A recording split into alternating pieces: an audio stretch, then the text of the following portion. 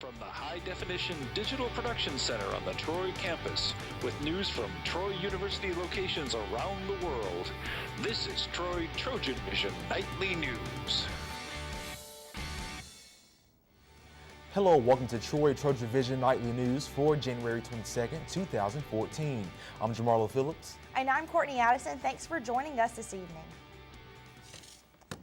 Project 19 is known widely throughout campus as the soccer team's effort to raise awareness and funds for Hodgkin's lymphoma.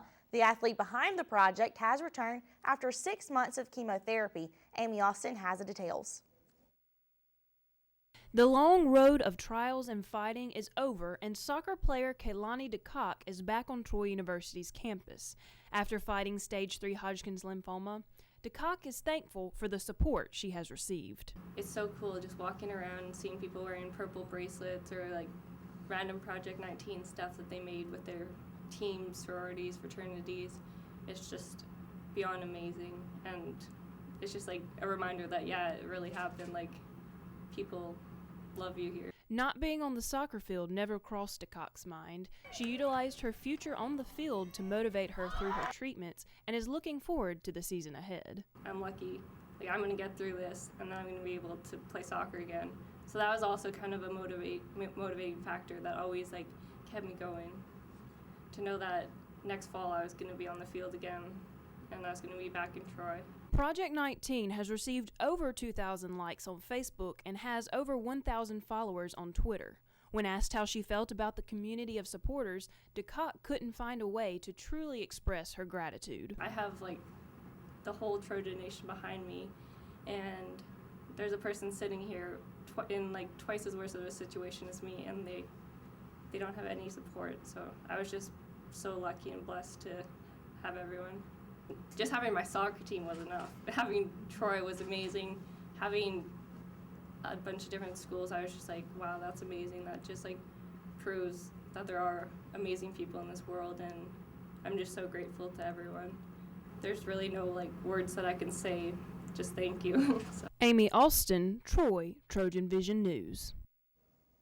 And for more information on Project 19, you can find the Facebook page or Twitter account by searching Project 19 KD. The daughter of civil rights pioneer Martin Luther King Jr. will be on the Troy campus next month as a part of Troy University's Leadership Conference celebrating African American history. Reverend Bernice King, the young daughter of Martin Luther King, will deliver the opening address of this year's Leadership Conference, scheduled for February 7th and 8th. In addition to the keynote address, there will be opportunities for students to get involved with the conference. We have 3 speakers that's going to be dedicated to our student sessions. Those speakers will be speaking on politics, speaking on the importance of networking, and speaking on the how to build up your resume. So when you graduate from the university, you are one that's been sought by many companies within the nation. And once again, the conference will be February 7th and 8th on the Troy campus. You can register for the conference by going to trojan.troy.edu/leadership conference. The registration fee is $15 for students and $30 for the general public. Well, Courtney, getting involved in a sorority or fraternity can be a major part of a college student's life. That's exactly right, Jamarlo. And last night, students who were interested in getting involved with Troy's traditionally African-American fraternities and sororities had the chance to learn more about the groups. Destiny Hooks has the story. Troy University's National Pan-Hellenic Council held their annual convocation. Convocation is an informational session for Troy University students who hope to join an NPHC fraternity or sorority. It is mandatory to attend if you wish to join the NPHC. The purpose of the convocation is to get students who are not in the Greek organizations to come out and view the Greek organizations, get a small taste of what's going on in their organization and the type of things they do and hold in their organization. Students got the chance to speak with members of each organization and ask various questions about the fraternity or sorority that they are interested in. One student tells us why she decided to attend convocation. You will never know what sorority or fraternity suits you best unless you come here and you get to know them and you get to hear what they have to say. Even though the convocation was formal, The members of the MPHC organizations were very welcoming, which made the environment more relaxing. This allows them a chance to get to mingle and know Greek organizations outside of, just seeing them and, learn a little bit more about them. If you missed Tuesday night's convocation, you will have another opportunity to attend one in the fall. If you did not come to this year's MPHC convocation, to make sure that if you're interested to hit up a member of a Greek organization and go from there. Just a reminder, any Troy University student who wants to join an NPHC fraternity or sorority has to attend at least one convocation. Destiny Hooks, Troy, TrojanVision News. And if any students have any question about ways to get involved with Greek life on campus, they can visit the Student Involvement Office in Trojan Center, room 215. And now taking a look at news from around the state. Out of Montgomery, 2 Alabama senators are finding support for bills aimed at toughening the rules for welfare benefits, including requiring drug testing of some welfare applicants. The bills are currently headed to the Senate for consideration. And also out of Montgomery, the Alabama High School Athletic Association is creating a new sports classification for the state's largest schools. Members of the Central Board voted Wednesday to change the current 6-class system into a 7-class system. The change takes effect starting with the upcoming academic year that begins in the fall.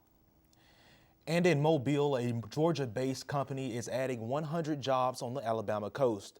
Rural Sourcing Incorporation of Atlanta says it's opening a new software development center in Mobile that hopes to provide cost-effective ways for companies to create software in the U.S. without saving to send the work overseas. And still to come on TrojanVision Nightly News, the Trojan women's basketball team won their last time they hit the court, and they have their next opportunity for a victory tonight on the road. Danielle Percival will have that and more ahead in sports. Now Danielle Percival joined us with sports. So Danielle, earlier we got some information from the Project 19, but there's also some really big news coming out of the soccer program as well. Well, that's right, Courtney. Of course, it was great to hear about Kaylani's recovery and what an inspirational story she has. Great to have her back here on campus, but there is some other news coming out of the soccer program, which we'll get into right now. Former head coach Chris Bentley has moved on to accept a position with Colorado State. The announcement was made yesterday afternoon by CSU. Bentley was head coach for 6 seasons, leaving the team with a 54, 58, and 9 record. During his 6 seasons, the team posted their best 6-year winning span in program history. This season, the team finished 8-10-1 overall and lost in overtime in the first round of the conference championships. The search to fill the head coaching vacancy is already underway. The Trojan women's basketball team picked up its first conference victory of the season on Saturday, but this week, Joanna Harden was honored as the Sun Belt Player of the Week for the 2nd time this year. Harden scored an average of 30 per game last week, including 28 points in the victory against Louisiana Lafayette, who entered with the 2nd-ranked scoring defense in the conference. Over the week, Harden shot 50% from the floor and 87% from the charity stripe. She's currently shooting 82% from the line this season, and in her career, 80.1%, which would be the best in school history. Harden has been honored as Player of the Week 3 times in her career, and those 3 awards are all 3 the Trojans have earned since joining the league in the 2005-2006 season. Harden and the Trojans are back on the road tonight in Arlington, Texas, taking on the Mavericks of UT Arlington. The Mavericks have lost their last 5 and are 1-15 and winless in the conference. In the team's only meeting, the Mavericks came away with a victory in the 2005 season at the UCF Holiday Classic. The men's basketball team will be on the road this week as well in Texas, but they won't be hitting the court until Thursday night. The team is coming off losing a pair of contests at home last week and facing a UT Mavericks team which posted an almost identical record. The Mavericks do have the conference's leading scorer on their team, who averages 21.6 points per game, and 3 other players are averaging in double figures. The Trojans will be in action tomorrow night in their first ever meeting with the Mavericks. That game will begin at 8 o'clock in Arlington. And the men's tennis team is on the road this afternoon in Auburn, taking on the 28th-ranked Tigers. The Trojans are coming off dropping a pair of matches at the Seminole Quad Tournament on Monday, including against 36th-ranked Florida State. The Trojans enter the match at 0-3, while the Tigers are 2-0. Auburn swept Jacksonville State and Mercer on Sunday with identical 7-0 scores and only dropped 1 set between the 2 matches. And with it being the spring semester, spring sports will begin soon. And today, Courtney Addison gives us a look ahead at the new softball facility the Trojans will be using this season. Troy University is constantly upgrading its buildings and facilities, and one current project is the new softball complex. And Coach Melanie Davis says the changes are everywhere. We're really excited about the turf. It's going to play true. It's going to be great where it could come a 6-inch rain and we'd be able to play 20 minutes later. The other thing is you can see the padding's going up on the fence. That's going to be beautiful there. But in behind me, we obviously have the sunk dugouts, which are very, very important to us to make it where the fans can watch the game from really anywhere within the facility. Also, dugout to dugout grandstand seating with chairback seats in there. But there is one particular addition to the stadium that Coach Davis is most excited about, and that being the indoor facility for players. I don't no longer have to see kids, athletes out in the rain trying to get in cuts in the cage area. So the indoor training facility, it's going to be the best by far in the Sun Belt Conference. Davis also added that the stadium can compete with any SEC and ACC program. And this is the view from the Chancellor Suite, which is a new addition to the press box.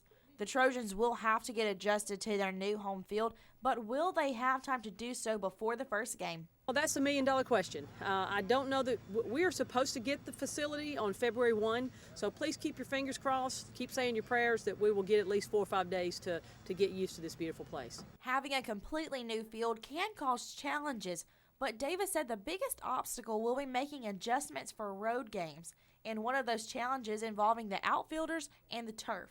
As we head to big events where we're going to be playing on real grass and we've got to prepare for those inaccurate hops and those not so true hops, we'll go over to the city sportsplex or go over to the high school here, go on over to our, the intramural field. For all you Trojan fans, your first chance to catch the Troy softball team on their brand new turf will be February 6th at 3 o'clock against the Auburn Tigers. Reporting from the Troy softball complex, I'm Courtney Addison, Troy Trojan Vision Sports.